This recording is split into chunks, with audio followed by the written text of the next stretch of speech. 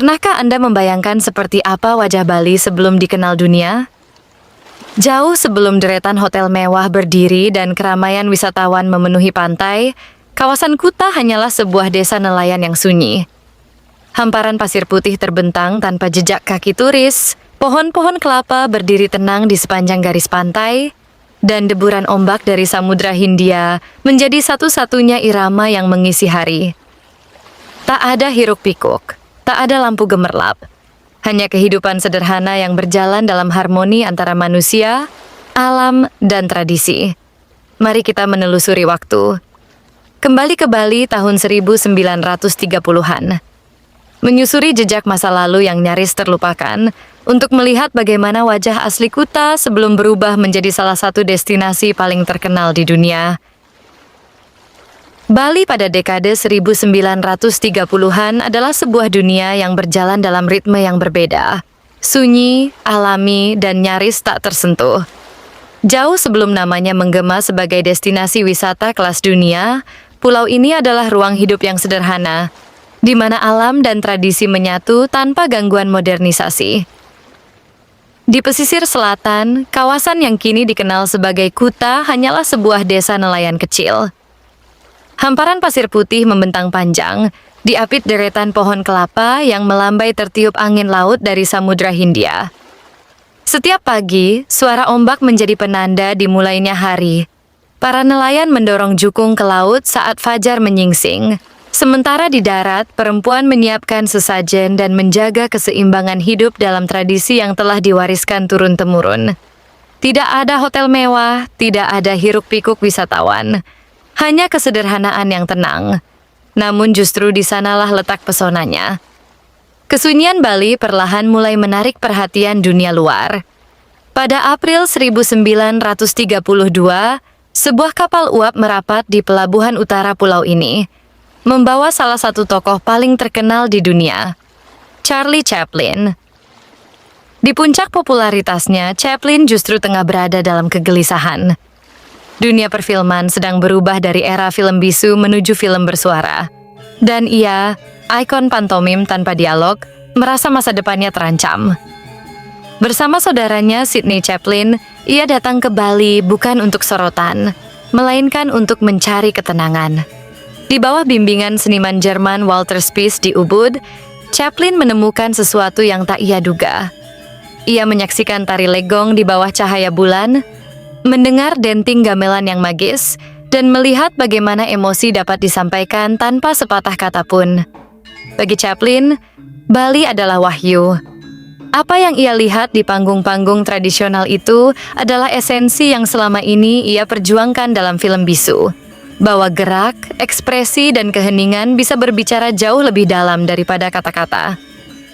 Dalam rekaman amatir yang masih tersisa, ia bahkan terlihat mencoba menirukan gerakan tangan penari Bali dengan penuh tawa, seolah menemukan kembali dirinya yang sederhana.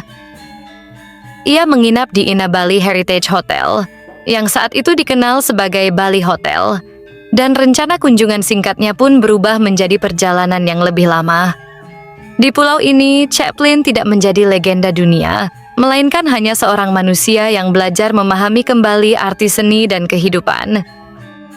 Inspirasi yang ia bawa pulang dari Bali kelak membantu membentuk karya-karyanya, termasuk film Modern Times.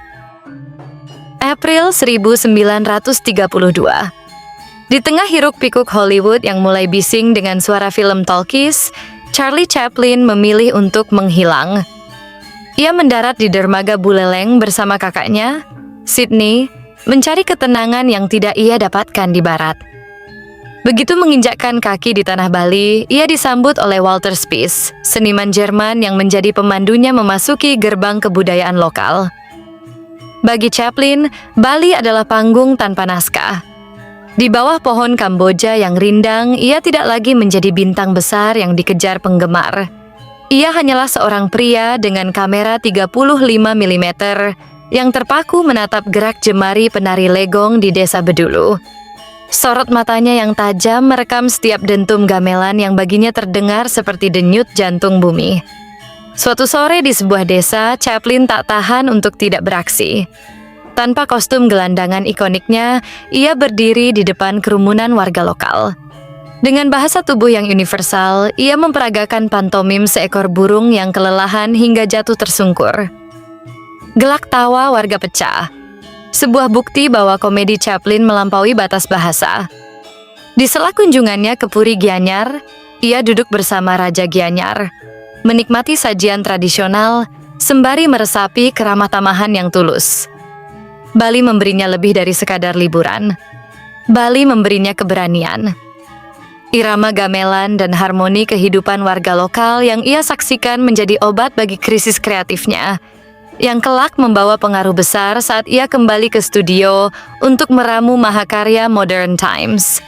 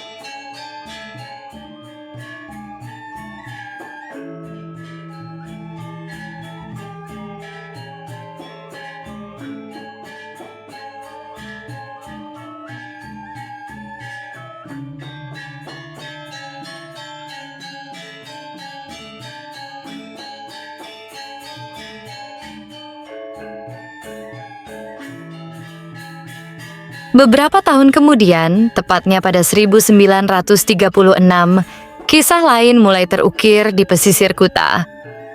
Seorang fotografer asal Amerika, Robert Koke, tiba bersama pasangannya, Louis Garrett. Apa yang mereka temukan bukanlah keramaian, melainkan keheningan yang memikat. Terpesona oleh keindahan pantai yang liar dan belum tersentuh, mereka memutuskan untuk menetap. Dari keputusan sederhana itulah, sebuah babak baru dalam sejarah Kuta dimulai. Robert Koke mendirikan sebuah penginapan bergaya bungalow di tepi pantai, Kuta Beach Hotel, yang menjadi salah satu cikal bakal pariwisata modern di Bali. Para tamunya bukanlah wisatawan massal, melainkan para petualang, seniman, dan pencari ketenangan dari berbagai penjuru dunia. Namun kontribusi Koke tidak berhenti di situ. Ia membawa sesuatu yang asing bagi penduduk lokal saat itu. Papan selancar kayu. Dengan keberanian dan rasa ingin tahu, ia menjadi orang pertama yang menaklukkan ombak Kuta. Dari sinilah benih awal Kuta sebagai destinasi selancar dunia mulai tumbuh. Melalui kameranya, Koke juga mengabadikan wajah Bali yang murni, potret kehidupan desa, upacara adat, hingga lanskap alam yang belum tersentuh. Foto-foto itu kini menjadi semacam mesin waktu, memperlihatkan Bali sebelum gelombang modernisasi datang. Namun sejarah tidak selalu berjalan tenang. Ketika pendudukan Jepang di Indonesia dimulai, Robert dan Louis terpaksa meninggalkan Bali. Meski demikian, ikatan mereka dengan Kuta tidak pernah benar-benar terputus.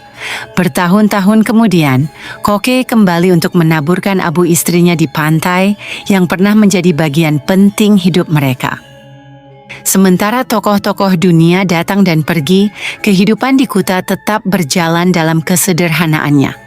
Para nelayan masih melaut setiap pagi, anak-anak berlarian di tepi pantai, dan ombak terus bergulung tanpa henti, seolah tak terpengaruh oleh perubahan zaman. Namun perlahan, jejak-jejak kecil dari para pendatang itu mulai membentuk arah baru. Bali yang dulu tersembunyi mulai dikenal dunia. Dari desa nelayan yang sunyi, Kuta bertransformasi menjadi salah satu ikon pariwisata global. Dan hari ini, di tengah riuhnya pantai yang dipenuhi wisatawan, mungkin masih tersisa gema masa lalu itu. Dalam suara ombak yang sama, dalam angin laut yang sama. Sebuah pengingat bahwa sebelum menjadi panggung dunia, Bali pernah menjadi surga yang sunyi, tempat di mana keindahan hadir tanpa perlu ditemukan. Di penghujung hari, ketika matahari perlahan tenggelam di ufuk barat dan langit Kuta berubah jingga keemasan, kehidupan Bali tahun 1930-an tidak berakhir dalam keramaian, melainkan dalam keindahan yang sederhana. Para penari Bali, dengan gerakan yang lincah dan irama yang dinamis, mereka saling bersahutan dalam nyanyian, menciptakan suasana yang hidup namun tetap hangat. Tawa, tepuk tangan, dan suara musik berpadu menjadi satu, menggambarkan jiwa Bali yang sesungguhnya, sederhana, komunal, dan penuh rasa syukur. Di tengah tarian itu, tidak ada batas antara penonton dan kehidupan. Semua larut dalam satu harmoni, seolah waktu berjalan lebih lambat, memberi ruang bagi setiap orang untuk benar-benar merasakan makna kebersamaan. Dan ketika malam semakin larut, suara nyanyian perlahan mereda, meninggalkan hanya desiran angin dan debur ombak yang setia. Begitulah Bali di tahun 1930-an, ditutup bukan oleh gemerlap, tetapi oleh seni, tradisi, dan kehangatan manusia. Sebuah potret masa lalu yang mungkin telah berubah, namun jejak keindahannya akan selalu hidup, selama kita masih mau mengingatnya.